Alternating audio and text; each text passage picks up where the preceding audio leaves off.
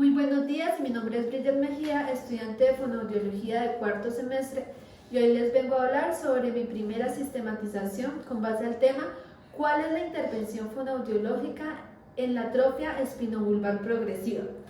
Pues bien, mi bitácora consta de 4 fases. La primera fase vamos a nombrar resultados, la segunda fase análisis y discusión, la tercera fase conclusiones y por último las referencias bibliográficas. En esta primera fase de resultados se evidencia un total de 17.219 artículos, entre los cuales por criterios de inclusión solo 872 artículos fueron tomados con el nombre de enfermedad de Kennedy logopedia, enfermedad de Kennedy y atrofia espinobulbar progresiva, de los cuales 307 pertenecen a las bases primarias de datos PubMed, 277 a Science Direct, 187 a Scopus, 69 a Springer, 27 a Cielo y 5 artículos de bases secundarias como lo fue Google Escolar, con un duplicado de 301 artículos para un total así de 571 artículos, en esta primera fase de identificación.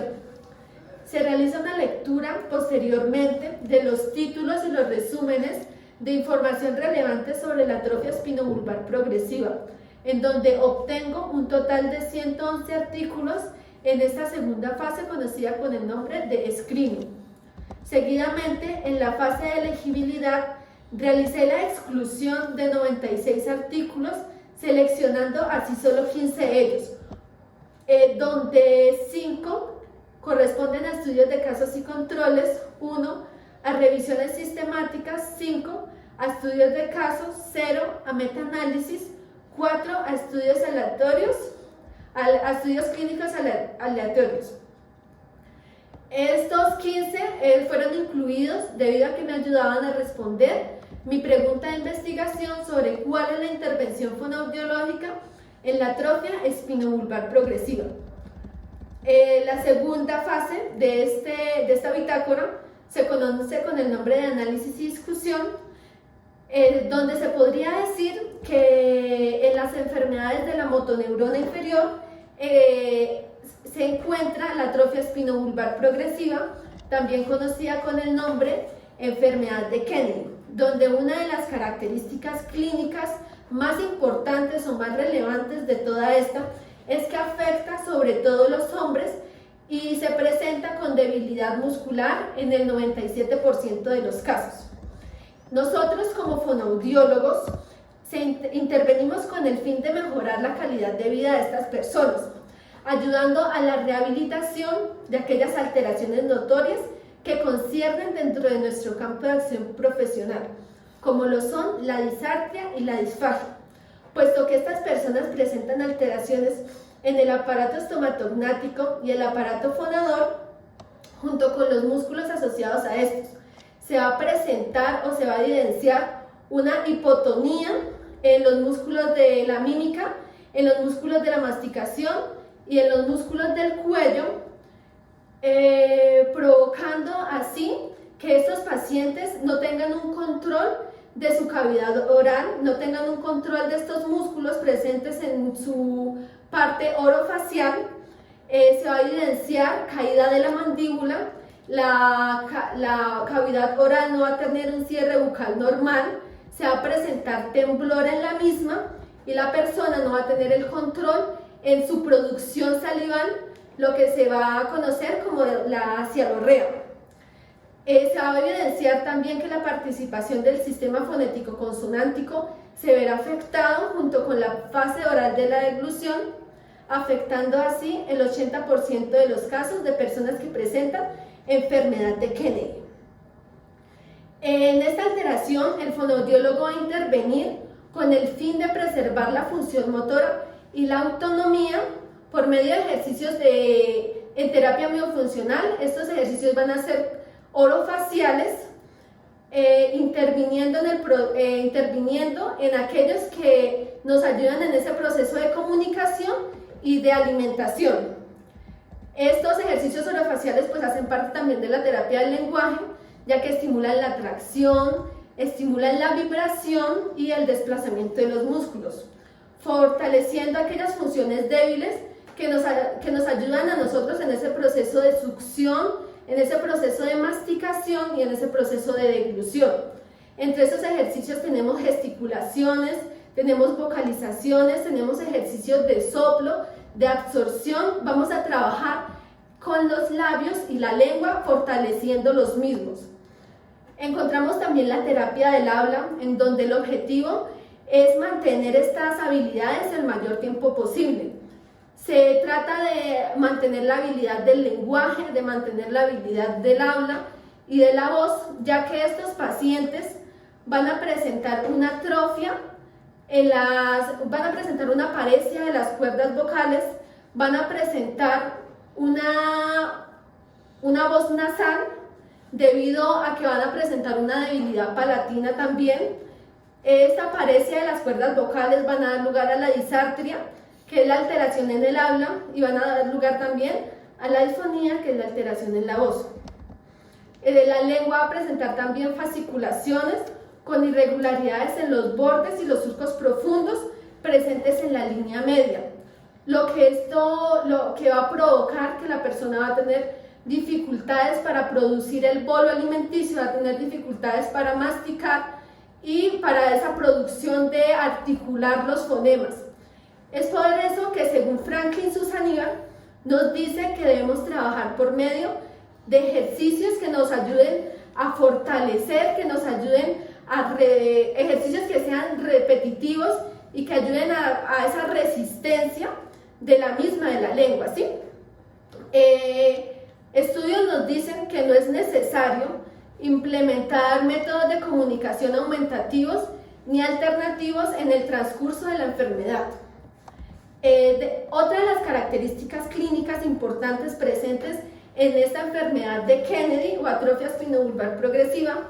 es que se va a presentar una paresia faríngea, que van a dar lugar a la disfagia junto con alteraciones en el funcionamiento oral, ya antes nombradas como la succión, la masticación, la deglución. En este proceso se va a ver afectado también la respiración y va a haber un desarrollo del laringoespasmo. La disfunción de la deglución se encuentra en el 80% de estas personas que la presentan y esta se va a caracterizar por una eliminación incompleta del bolo alimenticio, el cual va a quedar como con trozos, con secuelas de ese bolo alimenticio en la parte de las valléculas. Las principales metas de este tratamiento es la protección de la vía aérea, debido a que el fonoaudiólogo, nosotros como fonoaudiólogos, debemos instruir en que el paciente no vaya a aspirar. Esto se debe a que, como les explicaba anteriormente, no va a haber una correcta eliminación de este bolo alimenticio. Entonces hay posibilidad de que al momento de que no pase este alimento por el tracto aerodigestivo, puede incrementar el riesgo de que este penetre el esfínter faríngeo y en el mayor de los casos llegue a la vía aérea inferior, lo cual va a provocar en el paciente una broncoaspiración. Esta pues es una de las características clínicas de mortalidad, de los cuales esto pues tiene más prevalencia el paciente de padecer su muerte. Para ello se va a trabajar específicamente esa sensibilidad alterada de la región orofacial, normalizando esos reflejos orales. ¿Por qué? Porque en el laringoespasmo lo que se va a ver es una exageración del cierre de la glotis. Entonces nosotros tenemos que trabajar en que esos reflejos se normalicen y también debemos trabajar en regularizar el tono muscular, debido a que este tono muscular que interviene en el cuello, este tono muscular que encontramos en los músculos de la mímica y de la masticación, pues van a tener una hipotonía. Por esto se debe mejorar los sistemas propioceptivos adecuados de la cara, obteniendo movimientos selectivos y voluntarios normales. Para todo esto, según Franklin Susaniva, el cual nos habla sobre qué debemos hacer nosotros para tener una correcta intervención, en el 2016 en una de sus conferencias nos dice: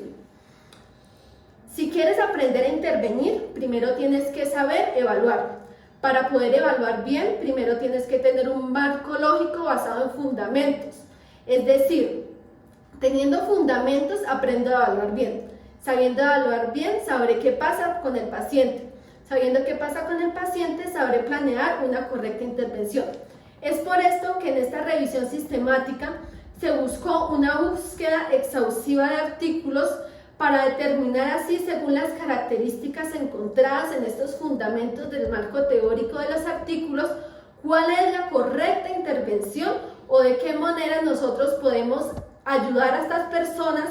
en ese proceso de rehabilitación de estas características clínicas, de estas alteraciones que ellos presentan. Finalmente, y de acuerdo con la información obtenida en esta revisión sistemática, se puede decir que no existen estudios encontrados sobre el tratamiento, sobre un tratamiento modificador de la enfermedad. Solo es posible una rehabilitación y uso de tratamientos farmacéuticos, aunque esta rehabilitación no va a tener como un método exacto, no va a tener ese método exacto de intervenir, y va a venir acompañado de otras ciencias de la salud. Va a ser una intervención multidisciplinar, debido a que pues estas personas se presentan también alteraciones en sus miembros superiores y en sus miembros inferiores. Esto, bueno, dentro de esto pues podemos concluir finalmente que no existe información suficiente ni evidencia científica de un método eficiente que ayude a intervenir fonoaudiológicamente en la atrofia espinobulbar progresiva.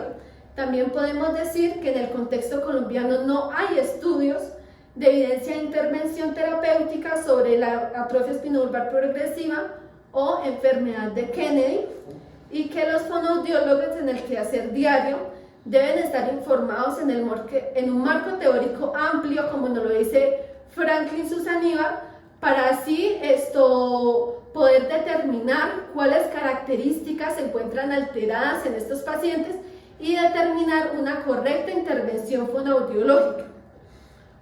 En el cuarto y último apartado de esta bitácora encontramos las referencias bibliográficas, las cuales las pueden evidenciar en las siguientes diapositivas. Muchas gracias por su atención.